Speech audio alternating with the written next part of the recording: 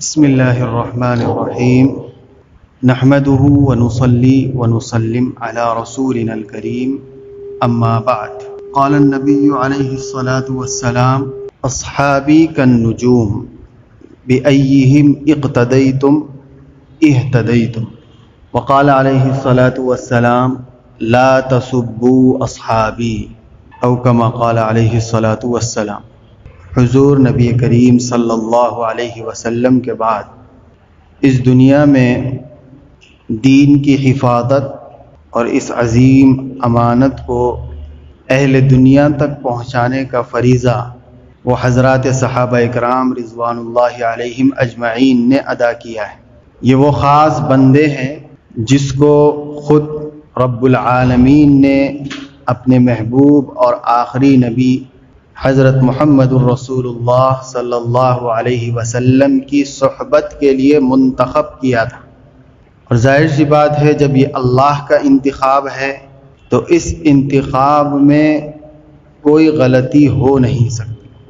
اسی لیے اہل سنت والجماعت کا یہ موقف ہے کہ الصحابۃ کلہم عدول، حضرات صحابہ اکرام سب کے سب عادل ہیں، منصف ہیں، حق پر ہیں۔ صحابی کہتے ہیں ہر اس شخصیت کو جنہوں نے حضرت نبی کریم صلی اللہ علیہ وسلم کا ایمان کی حالت میں دیدار کیا ہو اور کچھ لمحے ہی صحیح آپ صلی اللہ علیہ وسلم کی صحبت اختیار کی ہو، اور جو صحابی جتنی لمبی صحبت اختیار کیا اس کا مقام مرتبے کے اعتبار سے اتنا ہی بلند ہے، لیکن صحابی بحیثیت صحابی وہ عام مومنین کے مقابلے میں زیادہ بلند مقام رکھتا ہے۔ اسی لیے ہمارا یہ بھی عقیدہ ہے کہ ادنا سے صحابی کے پیروں کی خاک کو بھی کوئی بڑا سا بڑا ولی نہیں پہنچ سکتا۔ انہی کی وجہ سے دنیا میں دین پھیلا ہے۔ اگر صحابہ کی پاکیزہ جماعت کو ہم ہٹا دیں درمیان سے تو پھر ایمان کی، قرآن کی، حدیث کی، نصوص شرعیہ کی کوئی اہمیت باقی نہیں رہ جاتی، کیونکہ نبی سے سننے والے وہی لوگ ہیں، نبی کا مخاطب وہی لوگ ہیں۔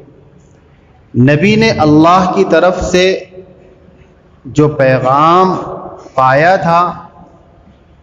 وہ انہی صحابہ اکرام رضوان اللہ علیہم اجمعین کے سپرد کیا ہے، اور اسی گروہ کو گواہ بنایا ہے حجۃ الوداع کے موقع پر۔ الا هل بلغت، کیا تم گواہی دیتے ہو کہ میں وہ سب باتیں پہنچا چکا ہوں جو پہنچانے کا مجھے مکلف بنایا گیا تھا؟ تو ان سب نے کہا بلا یا رسول اللہ، بالکل اے اللہ کے رسول، آپ نے اللہ کی طرف سے جو امانت آپ کو عطا کی گئی تھی وہ ہو بہو ہم تک پہنچا دیا ہے۔ تو آپ نے فرمایا کہ اب تم گواہ رہنا۔ اب یہ انہی صحابہ کی ذمہ داری تھی کہ سارے عالم تک اس امانت کو پہنچائے۔ چنانچہ حضرات صحابہ اکرام رضوان اللہ علیہم اجمعین نے ہی آپ صلی اللہ علیہ وسلم کے اس امانت کو، اس دین کو، اس شریعت کو دنیا کے ہر کونے تک پہنچائے۔ یہ ایک آسمانی نظام ہے جو اللہ تعالیٰ نے طے کر رکھا تھا، لیکن بدقسمتی سے کچھ ناپاک زبانیں وہ ان پاک بازوں پر زبان لعن و طعن اور سب و شتم کو دراز کرتے ہیں، اور اپنی ناپاک زبانوں سے حضرات صحابہ اکرام رضوان اللہ علیہم اجمعین کی سیرت و شخصیت پر کیچڑ اچھالنے کی کوشش کرتے ہیں۔ ظاہر سی بات ہے اس کے نتیجے میں ان کی شخصیت تو متاثر نہیں ہوگی، کیونکہ وہ ایسی پاکیزہ جماعت ہے جس کے بارے میں اللہ نے قرآن میں اعلان کر دیا رضی اللہ عنہم ورضوا عنہ، اللہ بھی ان سے راضی ہیں اور وہ بھی اللہ تعالیٰ سے راضی. تو جس کے رضوان کا پروانہ دنیا میں جنہیں سنا دیا گیا ہو، ان پاکیزہ شخصیتوں پر اگر کوئی بدقسمت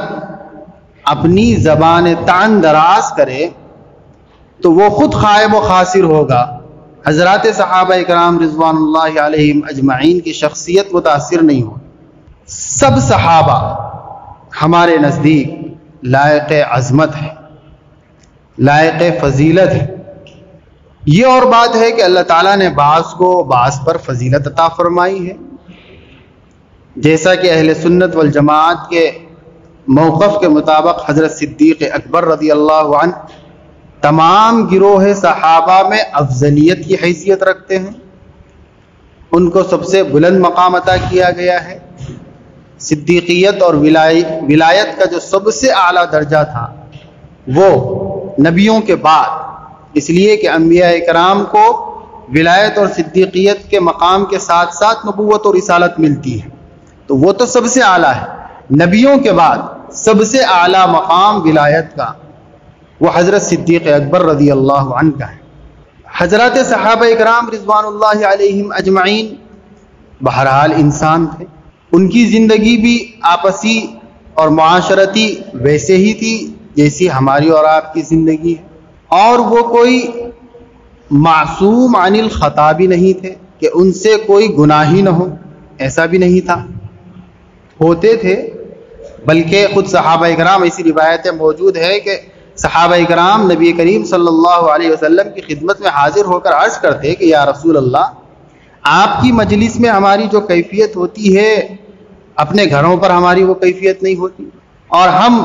بہت سے ایسے کاموں میں مبتلا ہو جاتے ہیں جو ہمیں نہیں ہونا چاہیے. تو اللہ کے نبی صلی اللہ علیہ وسلم انہیں یہی تسلی دیتے کہ ایسا ممکن ہے، ایسا ممکن ہے، کوئی ضروری نہیں ہے کہ تم سے کوئی گناہ ہی نہ ہو. تو صحابہ بھی بہرحال انسان تھے، تو بحیثیت انسانی ان کے آپس میں کچھ اختلافات ہو سکتے ہیں. ان اختلافات کی بنیاد پر بعض صحابہ کو درست کہنا اور بعض صحابہ کو غلط کہنا، ناحق کہنا، یہ ہمارا شیوا نہیں ہے،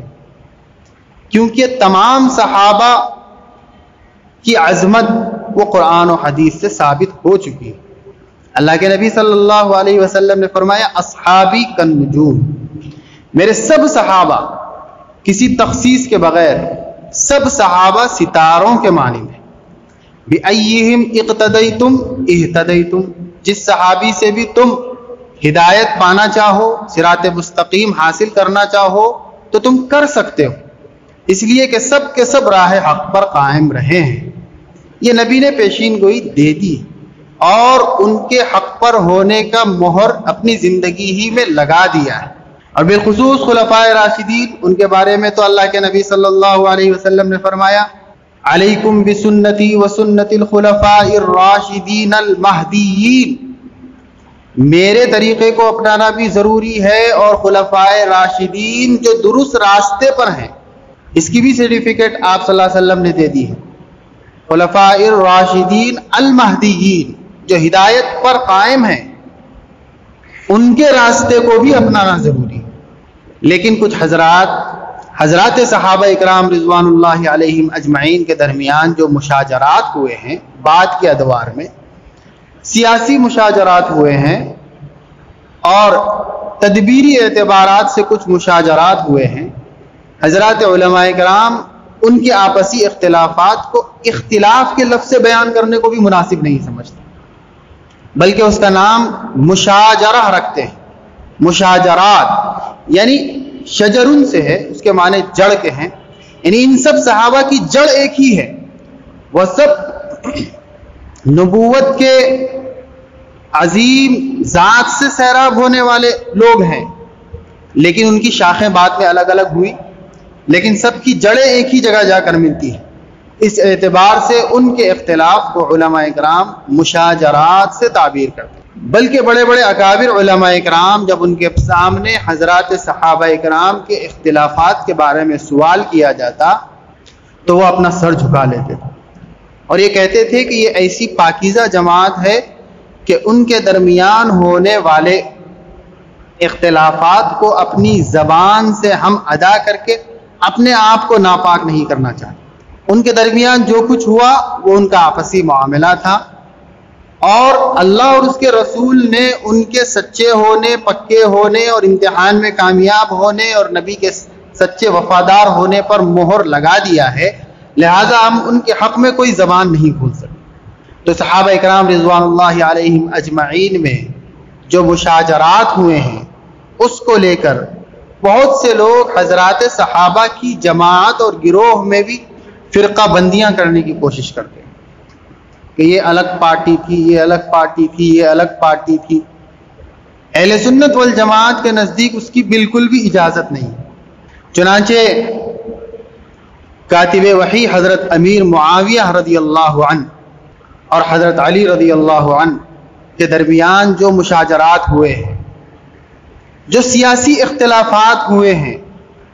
اس کو دینی اختلافات میں تبدیل کرنے کی کوشش کی جاتی ہے،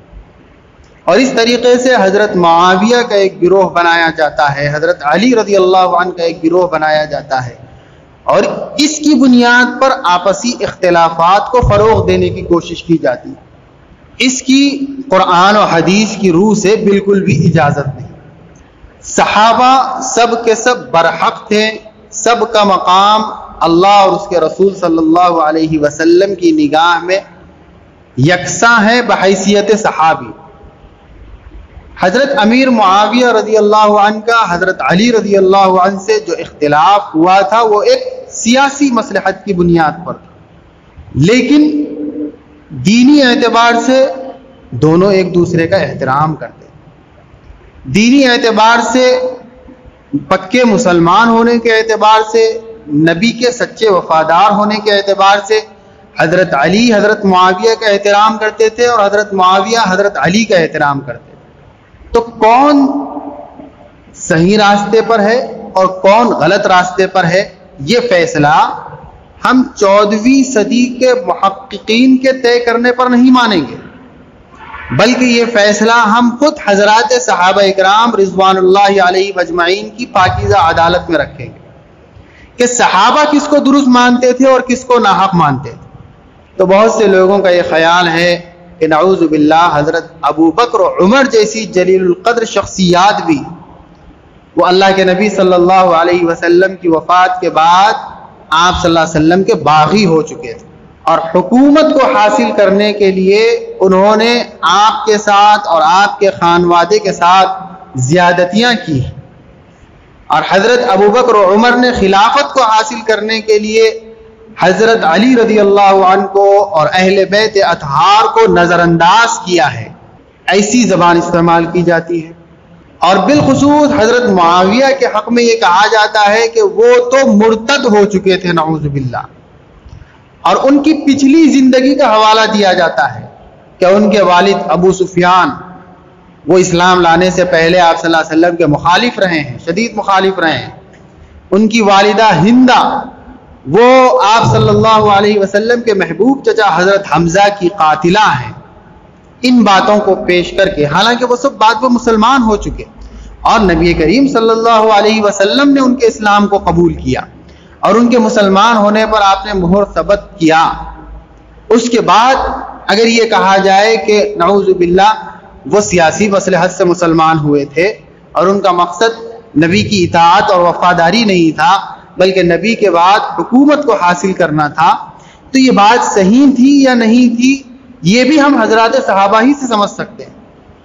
صحابہ کے بعد کوئی گروہ اگر ہمیں یہ سمجھا رہا ہے تو ہم اس کو قابل قبول نہیں سمجھیں گے. اگر صحابہ ہی یہ کہہ رہے ہیں کہ ہاں ان لوگوں کا ایسا رویہ ہو گیا تھا تو پھر وہ ہمارے لیے قابل قبول ہو سکتی ہے. لیکن جب ہم صحابہ کی تاریخ پڑھتے ہیں تو یہ پتہ چلتا ہے کہ کوئی صحابی کسی دوسرے صحابی کی مخالفت دینی اعتبار سے نہیں کرتا، اور کوئی صحابی کسی دوسرے صحابی کے ایمان پر، دین پر، نبی کے ساتھ ہونے والی وفاداری پر کیچڑ اچھالنے اور ان پر انگلی اٹھانے کو مناسب نہیں سمجھتا. وہ سب آپس میں ایک دوسرے کے بارے میں یہ سمجھے ہوئے تھے کہ سب کے سب حق پر ہیں، پھر جو اختلافات ہوئے ہیں بعد کے زمانے میں وہ خالص سیاسی مصلحتوں کی بنیاد پر تھے، اور دین میں شریعت میں چونکہ اس کی گنجائش تھی، اسی گنجائش کی بنیاد پر کسی کی سوچ کچھ اور تھی، کسی کی سوچ کچھ اور تھی، اختلاف سوچ اور فکر کی بنیاد پر آپس میں اختلافات ہوئے۔ چنانچہ حضرت معاویہ رضی اللہ عنہ پر یہ جو الزامات لگائے جاتے ہیں، چونکہ مہینہ رجب کا چل رہا ہے، اس مہینے میں بہت سے لوگ بڑے دھڑلے سے یہ پروپیگنڈے کر رہے ہیں، پروگرام کر رہے ہیں حضرت امیر معاویہ کو بدنام کرنے کے، حضرت امیر معاویہ کے خلاف زبانیں تان دراز کرنے کی کوششیں کر رہے ہیں۔ تو ظاہر سی بات ہے جو صحابہ پر اپنی جان نچھاور کرنے والے ہیں، ان کی ناموس و عزت کی حفاظت کرنے کا دم بھرنے والے ہیں، ان کی یہ ذمہ داری بنتی ہے کہ وہ حضرت صحابہ کی عظمت کو بیان کریں۔ تو حضرت امیر معاویہ رضی اللہ عنہ کی عظمت پر کیچڑ اچھالا جا رہا ہے اس مہینے میں، یہ کہتے ہوئے کہ انہوں نے حضرت علی رضی اللہ عنہ کی مخالفت اس اعتبار سے کی کہ وہ حضرت علی کو گویا پسند ہی نہیں کرتے تھے، اور اس اعتبار سے کی کہ وہ نبی کے بعد نبی کریم صلی اللہ علیہ وسلم کے باغی ہو چکے تھے، وہ بادشاہت اور حکومت کے پیاسے ہو چکے تھے، اسی میں انہوں نے حضرت علی کو اور ان کے خانوادے کو اور اہل بیت کو نظر انداز کیا اور ان پر ظلم و زیادتیاں کی۔ تو حضرت علی ہی سے پوچھا جائے کہ حضرت علی بھی اس بات کو درست سمجھتے ہیں کہ یا نہیں سمجھتے ہیں۔ چنانچہ روایتوں میں، تاریخ کی کتابوں میں موجود ہے کہ حضرت علی رضی اللہ عنہ سے لوگوں نے سوال کیا کہ آپ حضرت امیر معاویہ کے بارے میں کیا خیال رکھتے ہیں؟ تو حضرت علی رضی اللہ تعالی عنہ نے فرمایا کہ معاویہ کی امارت کو برا نہ سمجھو، معاویہ کی امارت کو برا نہ سمجھو، اس لیے کہ جب یہ نہیں ہوں گے تو تمہارے سر گردنوں سے جدا ہو جائیں گے۔ حضرت امیر معاویہ رضی اللہ عنہ نے جو اختلاف کیا تھا وہ اختلاف محض سیاسی مصلحت کی بنیاد پر تھا۔ حضرت عثمان رضی اللہ عنہ کا قتل ہوا، حضرت امیر معاویہ اور ان کا گروہ حضرت علی سے یہ تقاضا کر رہا تھا کہ حضرت عثمان کے قاتلوں سے قصاص لیا جائے، جن لوگوں نے حضرت عثمان رضی اللہ عنہ کو شہید کیا ہے ان لوگوں کو سزا دی جائے، یہ مطالبہ حضرت امیر معاویہ کا، اور اس مطالبے کو حضرت علی رضی اللہ تعالی عنہ قبول بھی کر رہے تھے۔ ایسا نہیں تھا کہ نعوذ باللہ حضرت علی حضرت عثمان کے قاتلوں سے قصاص نہیں لینا چاہتے تھے، ایسی بات بھی نہیں تھی، یہ حضرت علی پر الزام ہوگا۔ حضرت علی بھی یہ کام کرنا چاہتے تھے، مگر حضرت علی یہ سمجھتے تھے کہ ابھی وقت نہیں ہے، مصلحت اس بات کا متقاضی نہیں ہے کہ فوری یہ قصاص لیا جائے، آگے اور گڑبڑ ہو سکتی ہے، اس لیے حضرت علی رکنا چاہتے تھے، اور حضرت معاویہ اور ان کا ساتھ دینے والے وہ فوراً قصاص کا مطالبہ کرتے تھے۔ اسی میں آپس میں دونوں کا اختلاف رہا ہے، اور ان کے درمیان ہونے والی ساری جنگیں وہ اسی اختلاف کی بنیاد پر رہی، لیکن حضرت علی کے دل میں حضرت معاویہ کا احترام، حضرت معاویہ کے دل میں حضرت علی کا احترام۔ حضرت معاویہ رضی اللہ عنہ کو رومیوں کے بادشاہ نے مسلمانوں کے آپسی اس اختلاف کو دیکھ کر ایک خط لکھ کر بھیجا کہ حضرت علی کے خلاف جنگ کرنے کے لیے ہم تمہارا ساتھ دینے کو تیار ہیں، جتنا مال چاہو مال دیں گے، اور جتنی فوج چاہو اتنی فوج ہم تمہیں دیں گے۔ تو حضرت امیر معاویہ رضی اللہ عنہ نے اس کے خط کا جواب لکھا، جس کا مضمون تاریخ کی کتابوں میں موجود ہے۔ حضرت امیر معاویہ نے لکھا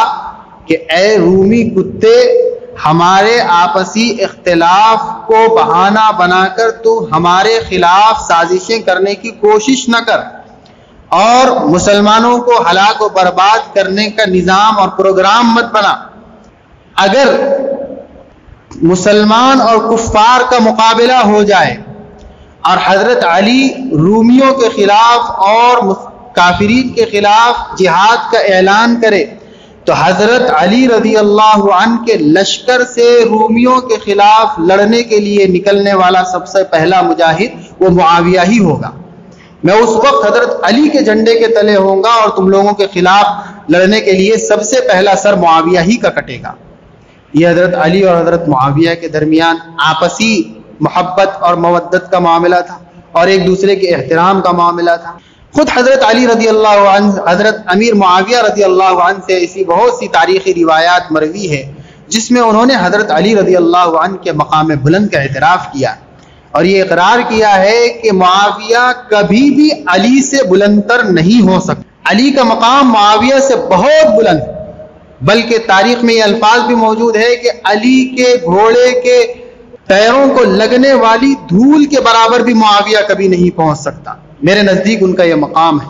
لیکن یہ اختلاف سیاسی مصلحتوں کی بنیاد پر ہے. میں اس کو حق سمجھتا ہوں تو نبی نے یہ تربیت دی تھی کہ ایک مجتہد جس بات کو حق سمجھتا ہے، حق کی بنیاد پر وہ اس کا احقاق کر سکتا ہے اور اس کے لیے وہ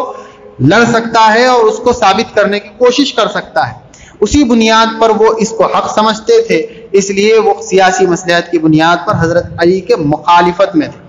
باقی دینی اعتبارات سے وہ ایک دوسرے کا احترام کرتے تھے. حضرت علی بھی حضرت معاویہ کا احترام کرتے تھے، حضرت معاویہ بھی حضرت علی کا احترام کرتے تھے. اور بعد میں بھی تابعین کے زمانے میں بھی یہ روایتیں ثابت ہے کہ انہوں نے کبھی بھی یہ نہیں سمجھا کہ حضرت معاویہ دینی اعتبار سے نعوذ باللہ مرتد ہو گئے، یہ کبھی بھی نہیں سمجھا. چنانچہ حضرت عبداللہ ابن مبارک رحمہ اللہ جو جلیل القدر تابعی ہیں، ان سے لوگوں نے سوال کیا کہ معاویہ افضل تھے یا عمر ابن عبد العزیز جو بنو امیہ کی خلافت کے خاتمے کے بعد پھر ایک ایسے خلیفہ بنے تھے جن کو خلیفہ راشد کہا گیا ہے، عمر ابن عبد العزیز رحمت اللہ علیہ. ان دونوں کا موازنہ کرنے کے لیے ان سے جب سوال کیا گیا تو انہوں نے جواب میں یہ کہا کہ حضرت معاویہ کے وہی جواب انہوں نے دیا جو حضرت معاویہ نے حضرت علی رضی اللہ عنہ کے حق میں کہا تھا کہ حضرت معاویہ کے گھوڑے کے پیروں کو لگنے والی دھول کو بھی حضرت عمر ابن عبد العزیز نہیں پہنچ سکتے. کیوں؟ اس لیے کہ وہ ایک صحابی تھے اور ایک یہ تابعی ہے. تابعی کا وہ مقام نہیں ہے جو صحابی کا مقام ہے. اسی طریقے سے ناصر اہل سنہ حضرت امام احمد ابن حنبل رحمہ اللہ سے کسی نے سوال کیا کہ اگر کوئی حضرت امیر معاویہ کو برا سمجھتا ہے اور یہ سمجھتا ہے کہ وہ دین سے پھر گئے تھے اور خلافت کے لیے انہوں نے حضرت علی رضی اللہ عنہ سے اختلافات کیے ہیں، تو آپ اس کے حق میں کیا رائے رکھتے ہیں؟ تو حضرت امام احمد ابن حنبل رحمہ اللہ نے فرمایا کہ میں یہ سمجھتا ہوں کہ اس شخص کی گردن اڑا دی جائے